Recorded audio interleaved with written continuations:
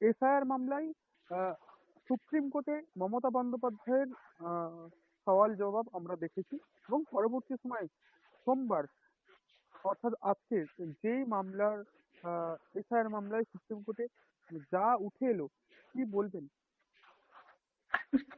দেখুন, প্রথম দিন উনি গিয়ে রাজ্যের দুর্নীতি, আকণ্ঠ দুর্নীতিতে নিমজ্জিত রাজ্যের চোর মুখ্যমন্ত্রী নিজেকে কলতলা কালচারের মানে প্রতিনিধিত্ব করে এসছে গোটা দুনিয়ার কাছে বিগত দিনে।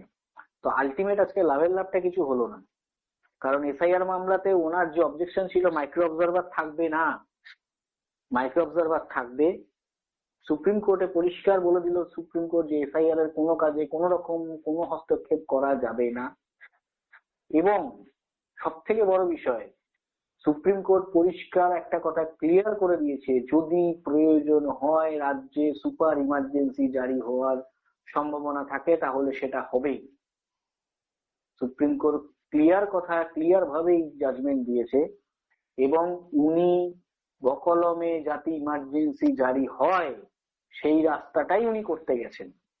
কারণ বিগত দিনে কোনোদিন এরকম ভূভারতে দেখা যায়নি যে কোনো মুখ্যমন্ত্রী দিল্লিতে গিয়ে সওয়াল করেছেন। এই এসআইআর যদি আমরা দেখি, এসআইআর এর ইতিহাস, 2002-ও এসআইআর হয়েছিল। তৎকালীন সরকারের মুখ্যমন্ত্রী ছিলেন মাননীয় বুদ্ধদেব ভট্টাচার্য মহাশয়। তো বুদ্ধদেব ভট্টাচার্য মহাশয় কি সুপ্রিম কোর্টে গিয়ে তদবির করেছিলেন? করেননি। এসআইআরটা কিন্তু সুস্থভাবে স্বাভাবিকভাবে হয়েছে এবং ভোটও হয়েছে।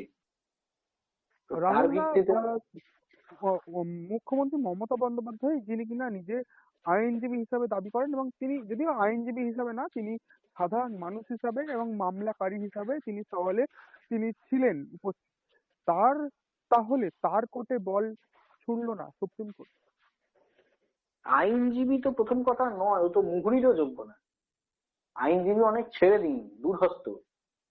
আমি তো আবারও বলছি, আমি অন্য মিডিয়াতেও বলার সময়, হাউসেও বলার সময় বলেছি, ভূভারতে কোন মামলার অ্যাডভোকেট অন রেকর্ড কত সালে মমতা বন্দ্যোপাধ্যায় ছিলেন, মমতা বন্দ্যোপাধ্যায়ের হিম্মত থাকলে সেটা প্রমাণ দিক, প্রমাণ করুক।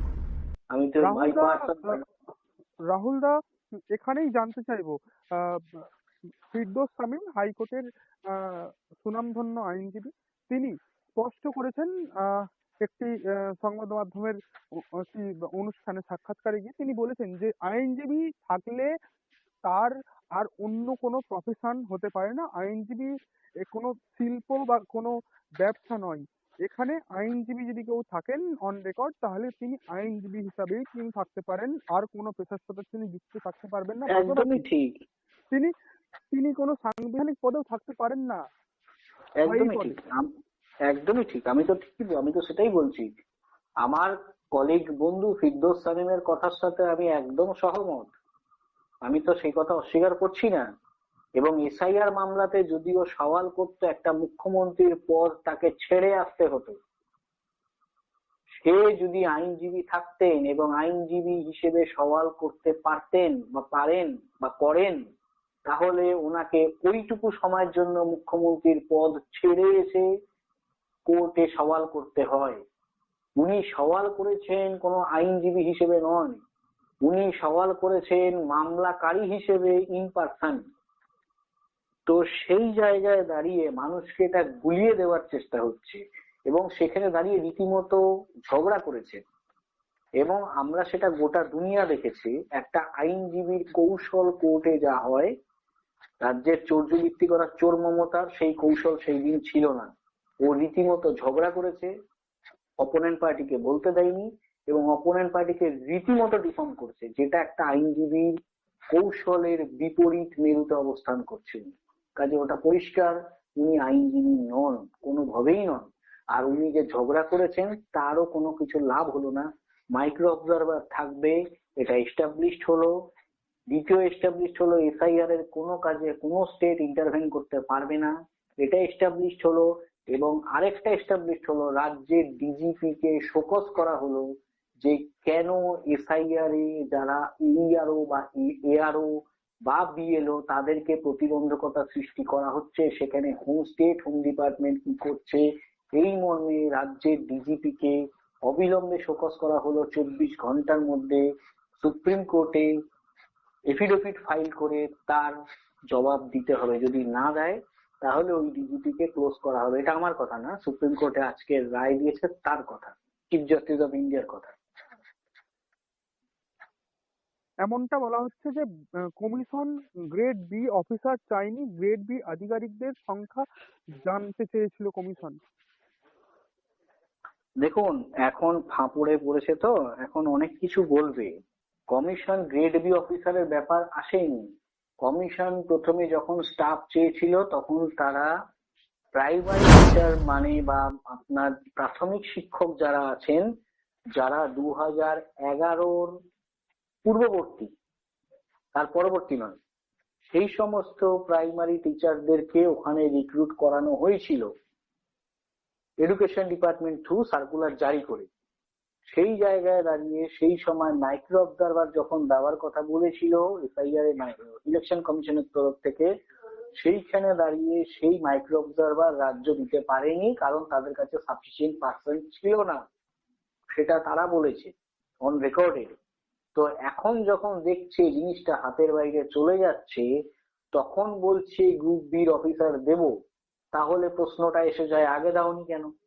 আগে কি করছিলে, ঘুমোচ্ছিলে? এসব ছ্যাবলা মার্কা কথাবার্তা বলে বিচার প্রক্রিয়াকে যদি চায় উনি ঘুরিয়ে দেবে, বা বিচারের মোড় বা কোর্টের জুডিশিয়ারি সিস্টেমের মোড় ঘোরানোর চেষ্টা বা তাকে প্রলোভনের চেষ্টা, তো সেটা সম্ভব নয়। উনি যদি মনে করে সবটাই সেটিং ফিটিং এ চলবে, তাহলে সেদিন মমতা বন্দ্যোপাধ্যায় ঘনিয়ে এসছে, সেটিং ফিটিং আর হবে না। আমি আগেও বলেছি, এখনো বলছি, জুডিশিয়ারি সিস্টেমে যত মেরে খাওয়ার জায়গা করবে, তেমনি ভাবে বাইরে গিয়ে সমস্ত ওই মেরে খাওয়ার জায়গাটাই জুডিশিয়ারি সিস্টেমের মাধ্যমেই বন্ধ হবে। আপনারা সে শিক্ষা দুর্নীতি বলুন, স্বাস্থ্য দুর্নীতি বলুন, এসআইআর নিয়ে বলুন, বা এই ডোমিসাইল সার্টিফিকেট নিয়ে বলুন, বা আপনার মাদ্রাসা বোর্ডের সার্টিফিকেট যেটা কিনা ক্লাস 10 এর দিচ্ছিল, যেটা কিনা পর্ষদ অনুমোদিত বলেছে আর ওরা মাদ্রাসা বোর্ড অ্যাফিলিয়েট করেছে, সেটার ভিত্তিতেও কেস হয়েছে, তার ভিত্তিতেও রায় হয়েছে। কাজে এসব করে কোনো আখেরে লাভ হবে না। ও যাওয়াটা শুধুমাত্র সময়ের অপেক্ষা। ও চলে গেছে, 2026-এ শুধু ঘোষণা হওয়ার অপেক্ষা, ও নেই সরকারে। আহ, রাহুল দা, একেবারে শেষ প্রশ্ন, তাহলে মুখ্যমন্ত্রী মমতা বন্দ্যোপাধ্যায়ের দীর্ঘদিনের একই দাবি, এসআইআর বন্ধ করতে হবে বাংলায়। এসআইআর কি আদৌ বন্ধ করতে পারবেন মুখ্যমন্ত্রী মমতা এসআইআর বন্দ্যোপাধ্যায়? কখনোই মমতা রাজ্যের মুখ্যমন্ত্রীর এখতিয়ার বহির্ভূত। এটা একটা রাজ্যের মুখ্যমন্ত্রীর ক্ষমতা নেই যে এসআইআর সে বন্ধ বা লাগু হতে দেবে না। এটা এসআইআর তার ক্ষমতার পরিপন্থী। যদি সে বন্ধ করতো বা বন্ধ করতে পারতেন, তাহলে ওই চৌর্যবৃত্তি করা চোর মমতা কেন প্রায় 2 মাস আগে 80 থেকে 90 জন বিএলও কে, মানে প্রাইমারি টিচারকে অ্যাজ বিএলও অ্যাপয়েন্ট করালেন ইলেকশন কমিশনে, তাদেরকে ট্রেনিং করালেন? রাজ্যের ইচ্ছা ছাড়া তো এটা হতে পারে না। তাহলে সেটা করালেন কেন? উনি বলেছিলেন আমার প্রাণ থাকতে আমি এসআইআর হতে দেব না। তাহলে ম্যাডাম, তাহলে আমার রাজ্যের চৌর্যবৃত্তি করা চোর মুখ্যমন্ত্রীকে আমার সরাসরি প্রশ্ন, যে আপনি এসআইআর তো হয়ে গেল, আপনার ডেথ সার্টিফিকেটটা তো বেরোলো না। আপনি তো জানতেন আপনি পারবেন না, আপনার ক্ষমতার বাইরে। এসআইআরটা ক্ষমতার বাইরে, এসআইআর লাগু করা না করা সেটা ক্ষমতার বাইরে।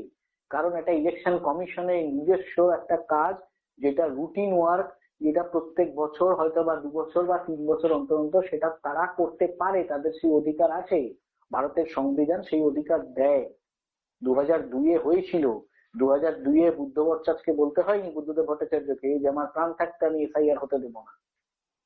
আবার এমনটাও নয় যে 2002-এর পর 2003-এ সরকারের বিদ্যুতের ভট্টাচার্য আসেনি বা ক্ষমতার বিদ্যুতের ভট্টাচার্য আসেনি। কাজে এই চৌর্যবৃত্তি করে ভুয়ো ভোটার ঢুকিয়ে, ইলিগাল ইমিগ্রেশন করিয়ে, এই যে ভুয়ো ভোটার, আপনাদের খুব স্পষ্ট মনে থাকবে গত বিধানসভা ভোটে, লাস্ট বিধানসভা ভোটে এখানকার ভোটার ছিল প্রশান্ত কিশোর, যে কিনা বিহারের বাসিন্দা। সেই অ্যাড্রেসটা হচ্ছে 30-এর বি হরিশ চ্যাটার্জি স্ট্রিট, মানে তৃণমূলের অফিসিয়াল অ্যাড্রেস প্রশান্ত কিশোরের রেসিডেন্সিয়াল অ্যাড্রেস হল। খুব সুকৌশলে ওরা ওটা টেস্ট করেছিল যে এটা ইলেকশন কমিশন দেখে কিনা। ইলেকশন কমিশন এটা ইগনোর করে গেছে, বাইপাস করে গেছে। যার ভিত্তিতে যখন দেখছে ওটা পাস হয়ে গেছে, তার মানে এইগুলোকেও ঢুকিয়ে দিই। আপনারা অ্যাড্রেস গুলো চেক করবেন, দেখবেন কোনো তৃণমূলের ব্লক অফিস, কোনোটা তৃণমূলের অঞ্চল অফিস, কোনো কারোর রেসিডেন্সিয়াল অফিস হয়ে গেছে। আমি একটা উদাহরণ দিলাম, প্রশান্ত কিশোর যে ভোট স্ট্র্যাটেজি করতো পিকে, যাকে আমরা জানি আইপ্যাকের একটা সময় কর্ণধার ছিল, সেই পিকের রেসিডেন্সিয়াল অ্যাড্রেস হচ্ছে তৃণমূলের official address 30 Harish Chatterjee street, তার ভোটার আইডিতে এই নাম। ওয়েস্ট বেঙ্গল বোর্ডের ওয়েস্ট বেঙ্গল ইলেকশন কমিশনের ভোটার আইডিতে তার নাম, তার ঠিকানা এটা। সে ভোটার হচ্ছে ভবানীপুরের, এই ভবানীপুরের ভোটার হচ্ছে, ভবানীপুর থেকে ভোটে দাঁড়ায় হচ্ছে রাজ্যের চৌর্যবৃত্তি করার চোর মমতা, সেইখানকার ভোটার হচ্ছে প্রশান্ত কিশোর। আমি অথচ একটা উদাহরণ। অথচ রাহুল দা এই পিকে এই বিধানসভা নির্বাচনে বিহারে লড়লেন তিনি। হ্যাঁ লড়লেন, তাহলে ফলটা কি হলো? জিরো। হ্যাঁ, তার কিন্তু ফলটা কি? সেই পিকে যিনি কিনা বিহার রাজ্যের বাসিন্দা, তার এখানে রেসিডেন্সিয়াল অ্যাড্রেস, এবং পাশাপাশি তিনি আবার বিধানসভা নির্বাচনে বিহারে লড়লেন। হ্যাঁ অবশ্যই না, সেই রেসিডেন্সিয়াল সেটা আলাদা ব্যাপার। একটা রাজ্যের নাগরিক হয়ে তুমি অন্য রাজ্যে সেটা লড়তে পারে, সেটা কোনো কথা নেই, কিন্তু আপত্তিটা যেটা বিহারের ভোটার প্লাস পশ্চিমবঙ্গের ভোটার, এই জায়গাটাতে আপত্তি। আমার সংবিধান বলে একই মানুষ দুটো রাজ্যের প্যারালাল ভোটার হতে পারে না। তাহলে একই রাজ্যের একজন মানুষ যখন দুটো রাজ্যের প্যারালাল ভোটার হচ্ছে একই দেশে, তাহলে সেই বেআইনি কাজটা কে করলো? বেআইনি কাজটা মমতা বন্দ্যোপাধ্যায় করলো। তার সব থেকে বড় উদাহরণ তার residential address 30 Harish Chatterjee street, তৃণমূলের অফিসিয়াল অ্যাড্রেস। তাহলে সেই রেসিডেন্সিয়াল অ্যাড্রেসকে কাজে লাগিয়ে এই চৌর্যবৃত্তি করার চোর তৃণমূল প্রশান্ত কিশোরকে ওখানকার রেসিডেন্ট হিসেবে প্রমাণ করলো। শুধু প্রমাণ করলো না, সেখানে তাদের ভোটের নামটাও তোলালো। ওরা ওটা অ্যাসিড টেস্ট করেছিল যে দেখে ইলেকশন বাইপাস করে কিনা। যথারীতি ইলেকশন কমিশন বাইপাস করে গেছে। তার ভিত্তিতে দেখেছে একটা প্রশান্ত কিশোর যখন বুঝতে পারেনি, তার মানে 1000টা রামসাম যদুমধু ঢুকিয়ে দাও, কোনো অসুবিধা নেই। এবার সেই জায়গায় যখন অ্যাড্রেস দেখতে পাচ্ছে, যখন ওরা দেখছেন, তখন দেখছে কোনোটা তৃণমূলের ব্লক অফিস, কোনোটা তৃণমূলের মানে জেলা অফিস এর ঠিকানা। নট অনলি ফর দ্যাট, যে মানুষগুলো জীবিত নয় তাদের ভোটগুলো হয়ে যাচ্ছে বছরের পর বছর। তো সেই ভোটগুলোকে কোনো রকম ভাবে কোনো বাদ দেওয়ার কোনো সিস্টেম নেই, আর সারেন্ডারও করাইনি। পরিবারকেও বলে দিতে সারেন্ডার করতে না। আমি খুব দায়িত্ব নিয়ে বলছি, দক্ষিণ 24 পরগনার জয়নগর, জেলিয়াখালী, ডায়মন্ড হারবারের ফলতা, বিষ্ণুপুর, মগরাহাটে, দেউলা, উস্থি, উত্তর কুসুম গ্রাম পঞ্চায়েত, আমি নাম ধরে ধরে বলে দিচ্ছি, এই সমস্ত এলাকায় যে সমস্ত লোক মারা গেছে তাদের পরিবারকে পরিষ্কার বলে দেওয়া হয়েছে যে ভোটার কার্ড সারেন্ডার করার প্রয়োজন নেই, নাম কাটানোর প্রয়োজন নেই। কেন প্রয়োজন নেই? ওই ভোটগুলো তৃণমূল ভোটের সময় কাজে লাগবে, এবং এই ভোটগুলো কাজে যাতে লাগাতে পারে তার জন্য তারা এসআইআরটাকে বাধা দিচ্ছে।